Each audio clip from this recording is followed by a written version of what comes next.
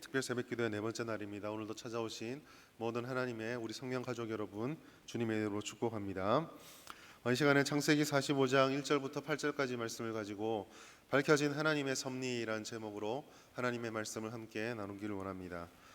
우리는 지난 시간까지 요셉의 삶에 있었던 고난과 역경이 사라지고 마침내 총리가 되어서 높이 돌림을 받는 장면들을 말씀을 통해 나누었습니다.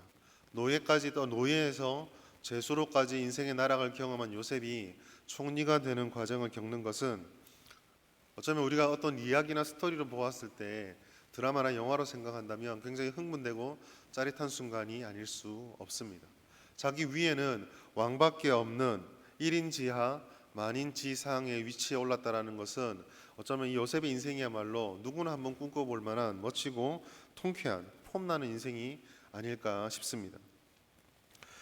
모두가 부러워하는 요셉의 인생인데 그 말씀이 끝난 이후로 요셉의 일대기를 조금씩 읽어보다 보면 좀 생각나게 되고 느껴지는 것이 있습니다. 그것은 이 요셉을 통해서 총리가 되었다고 해서 그 요셉의 모든 일대기의 스토리가 완성된 것이 아니다라는 점입니다.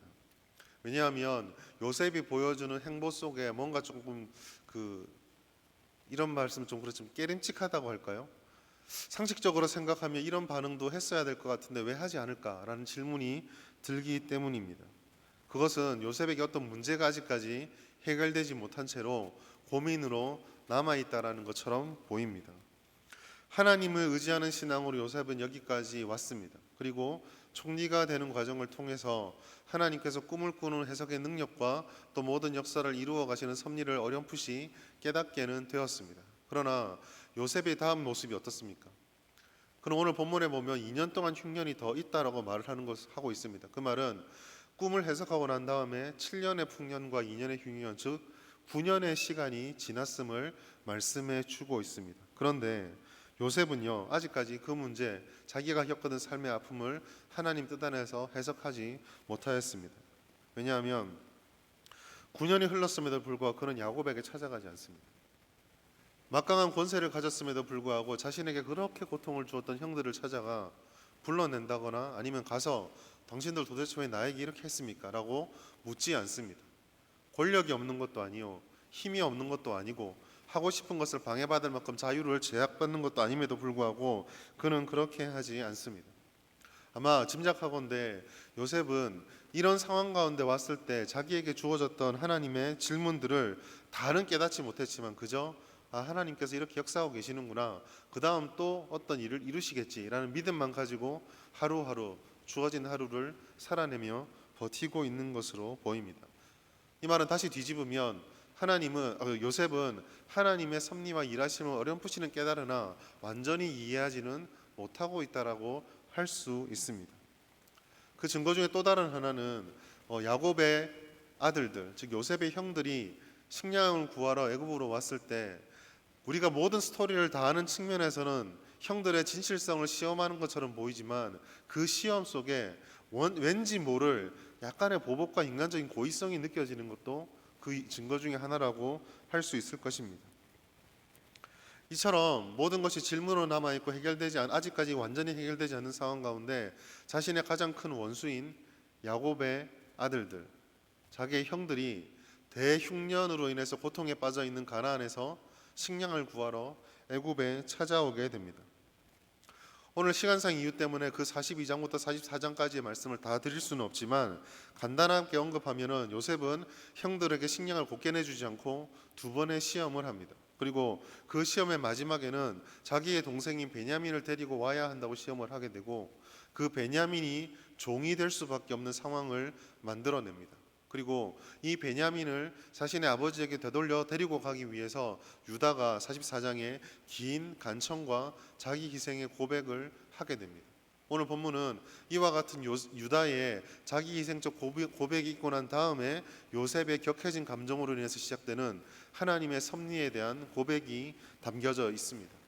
유다의 고백을 통해서 그리고 일련의 사건들을 통해서 요셉은 그동안 해결되지 못했던 내 인생과 우리의 가족과 이 열방 가운데 벌어지고 있는 하나님의 섭리를 완전히 깨닫게 됩니다. 첫 번째로 하나님의 섭리를 요셉이 고백하고 있다는 점을 살펴보겠습니다. 감정이 격해진 요셉은 주변의 사람들을 다 물리고 형들과 단독으로 대면을 하게 됩니다. 여러분, 이 장면은 사실 그냥 감정이 격해져서 자기가 우는 것을 보여주고 싶지 않아서 부끄러워서 자기 옆에 사람들을 다 물리쳐버린 것이 아닙니다. 어쩌면 요셉의 과거의 전력을 알고 있는 사람, 즉 히브리 출신이라는 것을 아는 사람 중에 요셉을 의심하고 싫어하는 사람이라면 저 땅에서 나온 히브리 사람 10사람을 만나기 위해서 주변의 사람들을 다 물리쳤다, 다르게 해석하면은 간첩인가? 라고 오해받을 수도 있는 상황입니다. 그런데 요셉은 지금 모두를 다 물리치고 스스로 혼자가 되고 있습니다. 창세기 37장에서 요셉은 야곱의 청을 듣고 그들의 형제를 향해서 혼자 나아갔습니다. 그때 그 혼자됨은 요셉의 형들에게 가지고 있었던 증오와 폭력을 폭발시키는 계기가 되었고, 그 홀로됨은 요셉에게 별로 좋지 않은 기억으로 남아 있었습니다.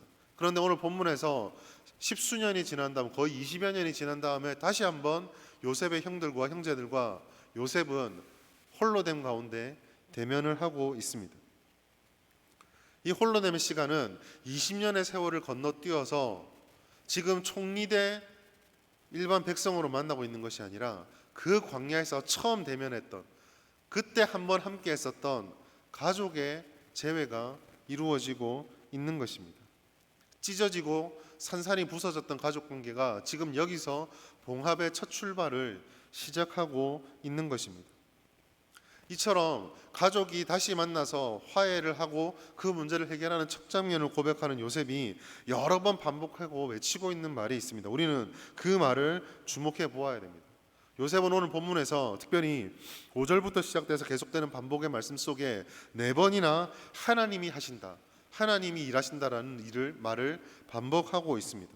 그 하나님의 이끄심과 주도권을 말하면서 그 섭리의 핵심적인 고백이 담겨있는 구절이 있는데, 그것이 바로 45장 5절 말씀입니다. 우리 다시 한번 45장 5절 말씀을 같이 읽도록 하겠습니다. 시작. 당신들이 나를 이곳에 팔았다고 해서 근심하지 마소서, 한탄하지 마소서. 하나님이 생명을 구원하시려고 나를 당신들보다 먼저 보내셨나이다. 아멘. 이 구절을 보면 처음으로 요셉은 형제들을 안심시키고 있습니다. 왜 그럴까요? 한 가지 이유는 하나는 요셉을 대면했을 때 형제들이 느끼게 될 공포심 때문입니다. 지금 요셉은 자신들이 과거에 아무렇지도 않게 팔아버릴 수 있었던 그런 연약한 사람이 아닙니다. 요셉에 향해서 요셉에게 저질렀던 형제들의 범죄는요, 결코 가볍지 않습니다. 우리 시대의 말로 표현하자면 인신매매입니다. 어떻게 생명을 위협했습니까? 물이 말라버린 구덩이에 던져놓고 그곳에서 음식을 언제 줄지도 모르고 언제 꺼내줄지도 모르는 공포심을 경험하게 하였습니다. 그 전에 어떤 일이 있었죠? 자기의 옷이 강제로 벗겨지는 경험을 하지 않으셨습니까? 되게 오래전의 얘기지만 훈련소에 갔을 때에 첫날 밤에 그 공포를 좀 기억합니다. 어떤 거냐면 조교가 들어와서 시간을 딱 주고 입고 있는 옷을 다 벗으라 그럽니다. 속옷까지 다 벗으라 그럽니다. 남들 앞에서 목욕할 때를 제외하고 옷을 벗으란다 벗어본 적이 없거든요. 막 닥달을 하고 그래 발가벗겨진 상태로 거기서 입어야 될 옷들을 툭 던져주고 입으라 그럽니다. 그때의 그 공포심, 당혹감, 그리고 수치심, 이 모든 것들이 몰려들 때 참 복잡한 기분으로 첫날 밤을 자게 됩니다. 요셉이 그렇게 됐습니다. 발가벗겨진 채로 구덩이 속에 던져졌습니다. 그 공포심에 벌벌 떨고 있는데 그 형들은 어떻게 했습니까? 그 구덩이에 빠져있는 요셉에게 음식 냄새를 풍기며 밥 먹고 있습니다. 얼마나 야속하고 그 잔혹함들 때문에 얼마나 두려웠겠습니까? 그리고 상인들에게 팔려가서 이후 13년 동안의 고통의 삶은 우리가 다시 말할 필요도 없습니다. 그런데 그렇게 아픔을 주었던 형들이 지금 절대 권력자 앞에서 절대 권력자로 돌변한 요셉을 바라봅니다. 그 공포심, 야 이거 죽을 수도 있겠다는 그 마음이 얼마나 크겠습니까? 무슨 말을 한다고 믿어지겠습니까? 그리고 불과 그 전에 2번이나 자신들을 곤란하게 만들었던 요셉인데 말입니다. 또 다른 하나는 유다의 고백에서도 알 수 있는 양심의 가책과 죄책감입니다. 유다는 베냐민을 종으로 삼으려는 요셉에게 내가 종이 되겠다라고 말을 합니다. 과거의 자신들의 것을 빼앗기지 않기 위해서 꿈꾸는 자의 꿈대로 우리가 저 요셉에게, 저 믿고 보기도 싫은 요셉에게 머리를 숙이기 싫어서, 그리고 우리를 종처럼 부리는 대신에 요셉만 사랑하는 야곱의 편애에 반항하기 위해서 그들이 얼마나 악한 행동을 서슴지 않고 하였습니까? 그런데 그렇게 보여주었던 형들의 모습이 지금 온데간데 없이 사라지고 베냐민을 지키기 위해서 발버둥을 치고 있는 야곱을 보았습니다. 그렇게 변했던, 나중에 또 말씀을 드리겠지만 그렇게 달라져 있는 유다의 모습을 바라보면서, 그리고 그 앞에서 머리를 숙이고 베냐민을 데려가지 못하면 어떡하나 걱정하고 있는 다른 형제들의 눈을 보면서 아마 요셉은 19년의 세월 동안 하나님 앞에 가졌던 의문을 해소할 수 있었을 것입니다. 지금 이 놀라운 장면 앞에 있는 요셉의 형들은 자신을 구덩이에 집어던지고 옷을 벗기고 팔아버렸던 형들이 아니었습니다. 변해버렸습니다. 도대체 그 악한 모습을 생각하면 이 인간들이 변할 수 있을까 싶었는데 보란듯이 변해서 자기 앞에 있습니다. 이런 모든 모습들, 관계가 도저히 개선될 것 같지 않았던 상황들이 개선되는 모습을 보며 이 가족들은 정서적이고 육체적인 과거의 아픔들을 다 끄집어내놓고 마주하고 있습니다. 이것을 깨달은 요셉의 가장 뚜렷한 행동의 특징이 자기를 소개하는 장면에서 나타납니다. 한 사람의 마음을 바꾸는 것이 얼마나 힘들고 아팠을까요? 우리가 사역을 하고 또 사람을 만나고 아픔들을 돌볼 때에 그 한 사람의 마음이 잘 설득될 것 같으면서도 설득되지 않는 것을 얼마나 많이 경험을 합니까? 사람은 사람을 바꾸기 위해서 바꾸길 기대하며 그렇게 노력을 하지만 사실 잘 바뀌지 않는다는 사실을 알고 있습니다. 그럼에도 불구하고 한 사람도 아니라 이 가족이 전체가 돌변하는 모습을 바라보았던 요셉이 내릴 수 있는 유일한 결론은, 그것은 하나님께서 이것을 주도하셨고 역사하셨다는 사실, 그거 말고는 답이 없습니다. 요셉은 자기가 총리가 되기까지 그 꼬여버렸던 실타래와 같은 인생이 풀리는 것을 경험했던 그 경험으로 형들을 바라봅니다. 그리고 그렇게 증오와 폭력으로 가득 차서 도저히 변하지도 않을 것 같은 그 형들의 삶과 심령에 꼬여있는 그 실타래도 하나님이 풀어놓았다는 사실을 깨닫게 된 것입니다. 이것을, 이 주권적인 섭리를 깨달았던 그 고백이 바로 5절의 고백, 우리가 읽었던 창세기 45장 5절입니다. 하나님께서 하셨습니다. 당신들이 아니라 하나님께서 나를 보내신 것입니다. 당신들을 변화시킨 하나님을 보니 내가 여기에 온 것도 하나님이 의도하신 것을 이제 내가 확실하게 알겠습니다 라고 고백하고 있는 것입니다. 자, 그렇다면 요셉이 이런 고백을 했다고 한다면 두 번째로 우리가 보아야 될 것은 이러한 서세 속에서 나타나는 하나님의 섭리가 과연 어떤 것들인지 구체적으로 하나씩 보기를 원합니다. 첫 번째로 요셉은 자신의 꾸었던 꿈이 하나씩 이루어지는 것을, 특별히 오늘 이 자리에서 형들이 자기에게 간청하는 모습을 보면서 더욱더 확실하게 깨닫게 되었습니다. 37장의 말씀, 요셉의 일대기를 시작하면서 계속 반복되는 것 중에 하나가 꿈으로 계시된 하나님의 섭리입니다. 그 꿈은 상식적으로 그 시대에 맞지 않는 꿈이었습니다. 질서의 전복이고 우리가 생각하는 일반적인 관계가 아닌 역으로 뒤집어지는, 절을 받아야 될 사람이 절을 하게 되고 절을 해야 될 사람이 절을 받는 장면이었습니다. 그리고 그 꿈은 요셉의 인생을 바꾸어 놓는 계기가 되었습니다. 물론 우리가 잘 살펴본 바대로 요셉의 꿈이 바꾸어 놓은 인생은 하나같이 다 좋았던 것만은 아닙니다. 우리가 요셉의 인생을 보면서 확실하게 알 수 있는 것은 그 인생이 얼마나 무겁고 힘들었을까입니다.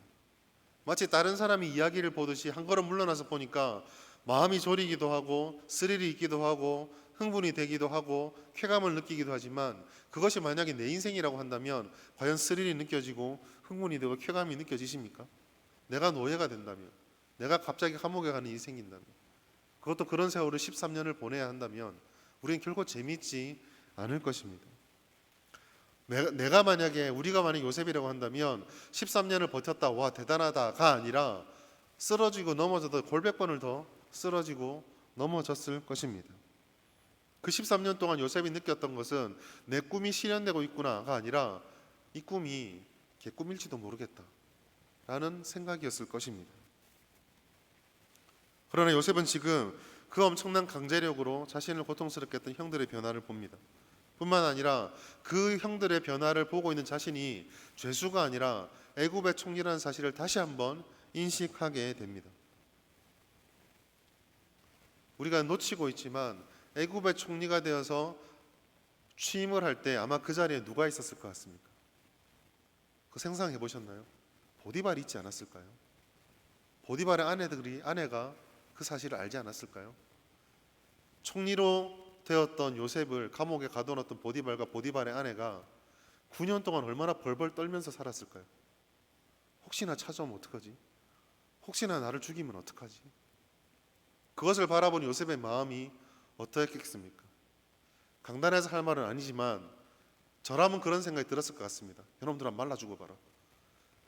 찾지도 않고 건드리지도 않고 뭐라고 하지도 않고 쌀 달라면 쌀 주고 만나면 뺑긋이 웃으면서 인사하고 얼마나 사람이 바짝바짝 말라가겠습니까?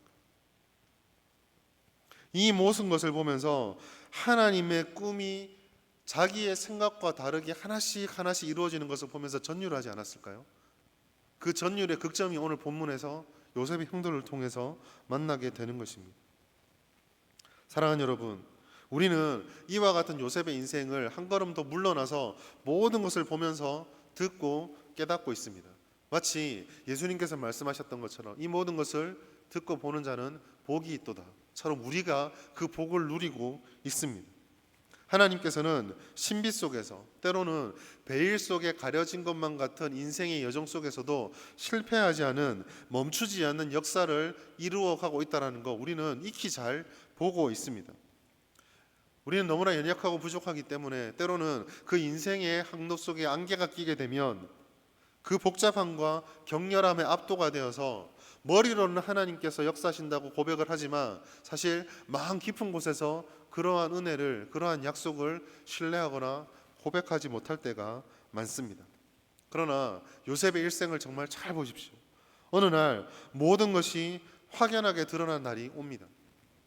요셉이 경험했던 것처럼 어쩌면 요셉이 상상하는 것보다 훨씬 더 크게, 훨씬 더 놀랍도록 역사하는 것, 결실하는 것 보는 것처럼 우리도 그 주님의 섭리가 어떻게 성취되는 것을 보게 될 것입니다.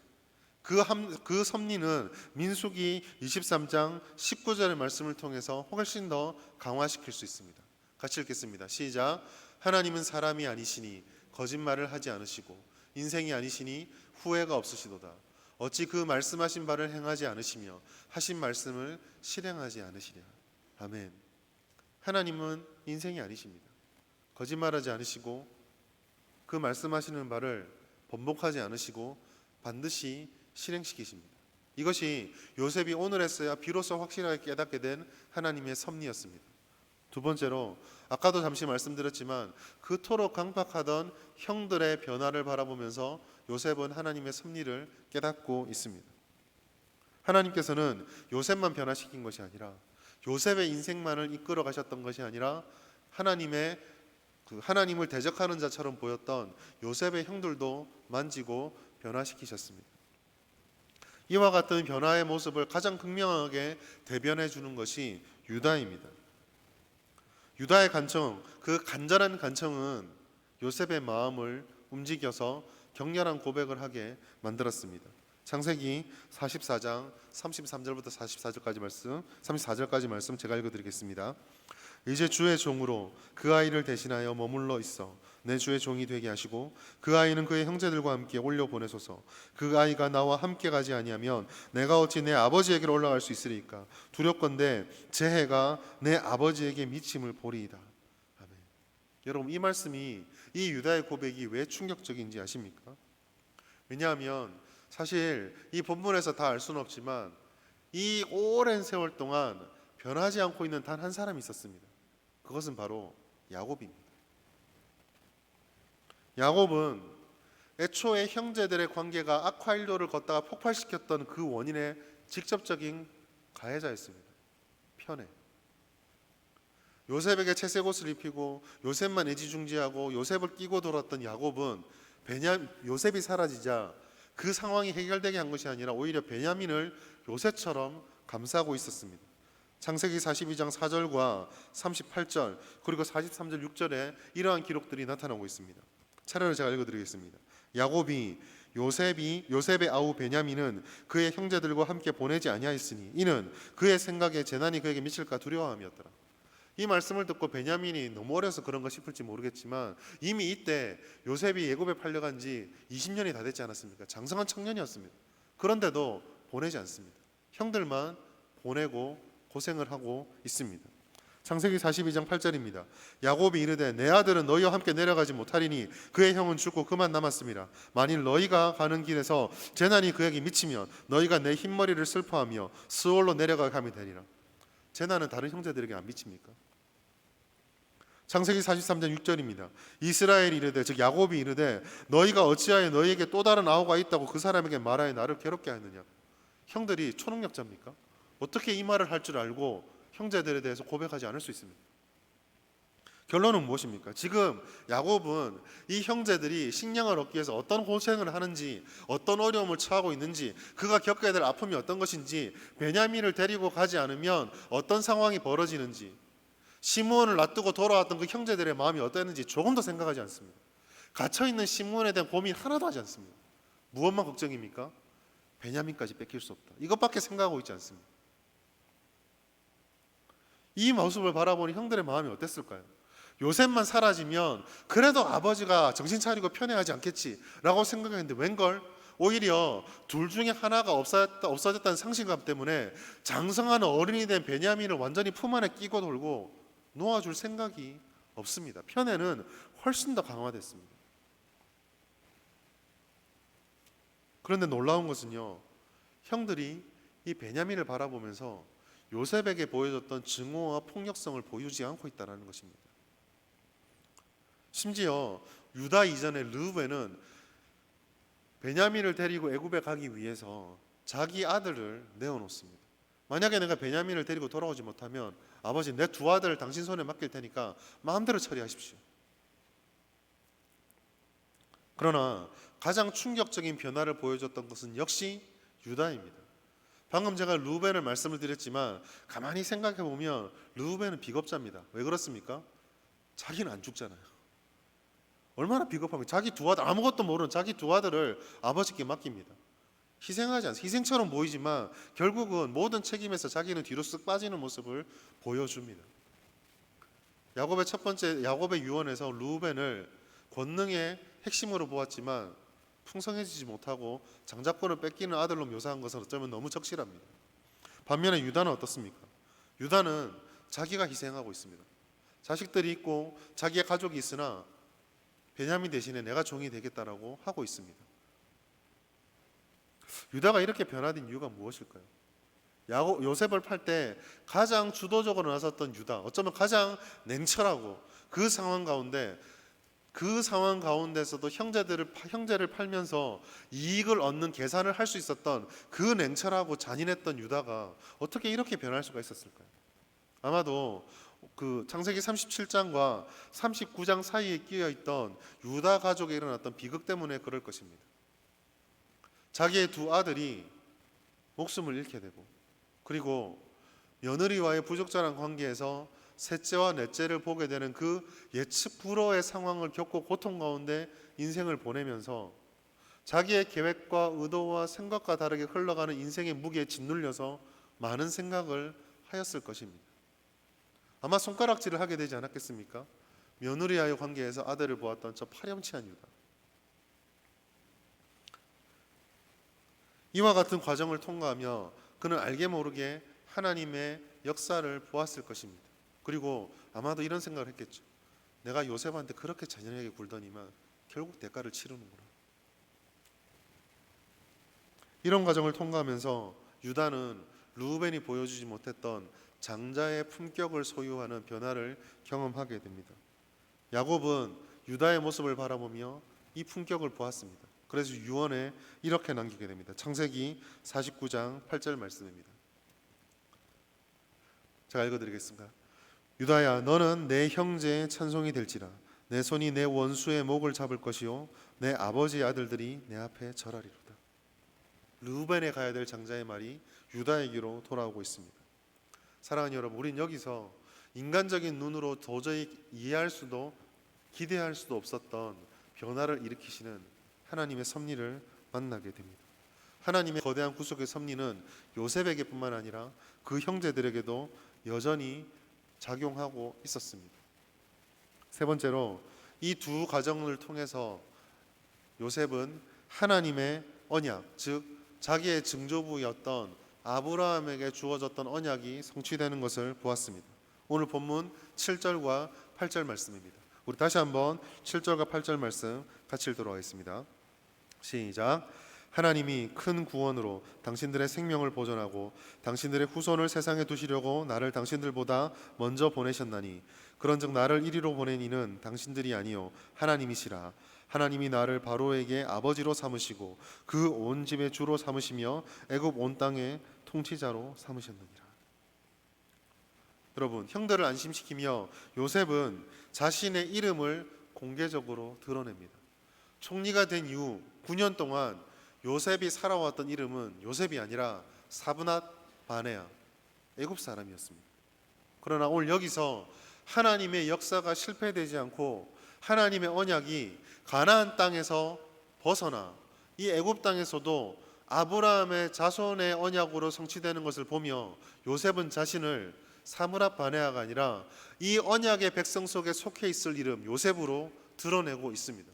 간단한 것으로 보이지만 이 이름이라는 것이 그 사람의 사명과 정체성과 자부심을 표현해 준다는 고대 인식을 보았을 때에 이 요셉이 나를 요셉으로 표현한다는 것은 내가 이 애굽의 총리가 되었다는 사실보다 하나님의 언약의 성취 속에서 나의 존재가 드러납니다라는 신앙 고백으로 볼 수 있습니다. 요셉은 지금 애굽의 총리가 아니라 이 어그러지고 무너지고 갈갈에 찢겨졌던 가나안의 이스라엘 백성의 가족으로 내가 들어갑니다. 우리 가족이 여기에서 하나님의 언약을 여전히 누리고 그 언약 가운데 살아가고 있습니다라는 고백으로 자신을 소개하고 있는 것입니다. 이 회복의 선언은 8절에서 우리가 읽었던 이 8절에서 보다 더 확장돼서 나타납니다. 지금 요셉은 자신이 총리가 된 것을 이렇게 해석을 하고 있습니다. 당신들과 당신의 후손들을 생명을 구원하기 위해서 하나님께서 우리들을 보존하시고 아브라함에게 주셨던 너의 백성들이 셀 수 없게 만들어 주겠다라는 그 약속을 지키기 위해서 나를 애굽의 총리로 삼으시고 먼저 보내셔서 당신들이 살 터전을 만들어 주셨습니다. 뿐만 아니라 열국의 아비, 열왕들의 복된 근원이 되게 될 하나님의 약속을 지키기 위해서 나를 이 세상 권세의 정점인 애굽의 총리로 삼으셨습니다 라고 말하고 있는 것입니다. 간단하게 말씀드리자면 지금 하나님의 섭리는 요셉을 이스라엘의 주요 온 세상의 주로 삼았다라고 고백하고 있는 것입니다. 여기서 우리는 단지 이스라엘의 하나님이 아니라 온 열방과 온 세계의 하나님, 그 하나님의 주권적인 섭리를 마주하게 됩니다. 수만 가지의 신을 섬기는 애굽 땅에 신들의 대리자인 바로를 말하고 있지만 그 땅의 권세자를 임명하고 그 땅을 살리는 것은 그들이 그토록 믿었던 신이 아니라 가나안의 촌부 요셉입니다. 하나님의 주권인 것이죠. 사랑하는 여러분, 우리는 하나님의 섭리를 교회 안에 국한시켜 이해해서는 안 됩니다. 하나님의 섭리를 성도들과 성도들의 관계에서 국한시켜서는 안 됩니다. 하나님의 섭리는요, 이 온 세상을 다스리시는 주권적인 능력으로 임하고 있습니다. 기근이라는 재난 앞에서 온 백성을 살리기 위해서 하나님께서 예비하시고 한치의 오차도 없이 역사를 이끌어 가신 하나님을 요셉은 봅니다. 그리고 그 보는 눈을 가지고 이 섭리의 주권이 우리의 생각과 우리의 영역을 뛰어넘어서 온 세상을 덮고 있다는 걸 보고 있습니다. 이것은 요셉만이 경험했다는 것이 아닙니다. 사도 바울도 자기의 인생을 통해서 일어난 역사들과 그리스도의 다시 오시는 말씀을 성령께서 깨닫게 해주셨을 때 이렇게 말씀해주고 있습니다. 갈라디아서 4장 4절 5절입니다. 다시 한번 같이 읽겠습니다. 시작. 때가 참에 하나님이 그 아들을 보내사 여자에게서 나게 하시고 율법 아래에 나게 하신 것은 율법 아래에 있는 자들을 속량하시고 우리로 아들의 명분을 얻게 하려 하심이라. 모든 역사를 살펴보았던 바울은 로마의 그 압제 가운데 이스라엘이 다 무너지고 사라지는 것처럼 보이지만 하나님의 구속의 역사는 전혀 실패됨이 없이 지금 우리에게 그리스도를 보내주심으로 완성되고 있다라고 본 것입니다. 이 고백은 확장시켜 이해를 하자면 이 섭리를 통하여 다시 오실 하나님과 그 다시 오시기 전까지 우리의 삶을 다스려 주실 하나님의 섭리에 대한 고백이 숨겨져 있다라고 보아야 하는 것입니다. 사랑하는 성도 여러분, 이제 말씀을 마무리하려고 합니다. 요셉이 보았던 하나님의 섭리는 우리가 흔히 이야기하는 섭리의 두 요소를 그대로 보여주고 있습니다. 섭리에는 흔히 두 가지 요소가 있다고 합니다. 하나는 보존하심과 다른 하나는 통치하심입니다. 보존한다라고 하는 것은 하나님이 창조한 세계를 그 마지막 때가 될 때까지 보호하시고 유지시켜 가며 돌보시고 계시다라는 의미입니다.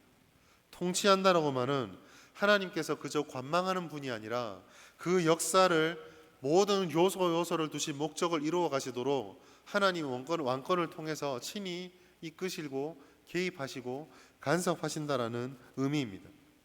하나님의 보존하시고 통치하심은 그래서 창조주이신 하나님의 권세이기 때문에 벗어날 수 있는 영역이 이 땅에 아무것도 없습니다. 이것을 아브라함 카이퍼는 영역주권이라는 말로 표현했습니다. 모든 만물 요소에 하나님의 권세가 미치지 않는 곳은 한 군데도 없고 하나님의 권세를 드러내지 말아야 할 곳도 없다라고 표현을 하였습니다. 모든 것은 하나님 안에 있고 모든 것은 하나님 안에 존재하며 하나님으로 인해 존재하고 또 모든 것은 하나님을 위해서 존재하고 있고 존재해야만 합니다. 이것을 말씀이 이야기하고 모든 믿음의 선조들이 고백을 합니다. 다만 우리가 하나님 앞에 시험받아 주님을 보지 못할 때에 그리고 하나님을 부인하는 세상이 외면하고 깨닫지 못할 뿐입니다. 오늘 이 자리에 계신 우리 모두들, 이 특별 새벽 기도를 기다리는 모든 성도들이 이 하나님의 섭리를 깨닫게 되기를 바랍니다.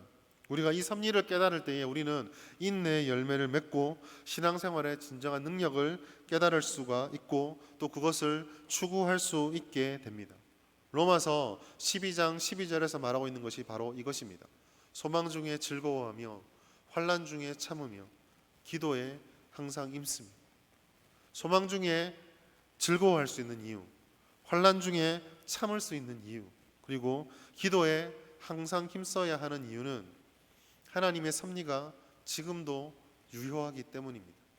우리가 이와 같이 하나님의 역사, 그 막을 수 없는 하나님의 역사를 믿고 우리의 삶을 지켜간다면 우리는 요셉이 경험했던 것과 동일한 것을 반드시 경험하게 됩니다. 하나님의 초월적이고 우리 예상을 뛰어넘는 섭리의 결과, 그 열매 맺음을 보게 된다는 것입니다. 소망 중에 즐거워하십시오. 환난 중에 인내합시다. 그리고 주와 동행하며 주님께 부르짖는 기도를 힘쓰기를 원합니다. 그렇게 될 때 우리는 놀라운 하나님의 은혜를 충만히 경험하고 살아갈 수 있게 될 것입니다. 기억하십시다. 하나님의 꿈은 반드시 이루어지게 되어 있습니다. 오늘 이 사실을 믿고 살아갈 수 있는 우리 모든 성도님들, 오늘날 살아가는 모든 성도님 될 수 있기를 주의 이름으로 축복합니다.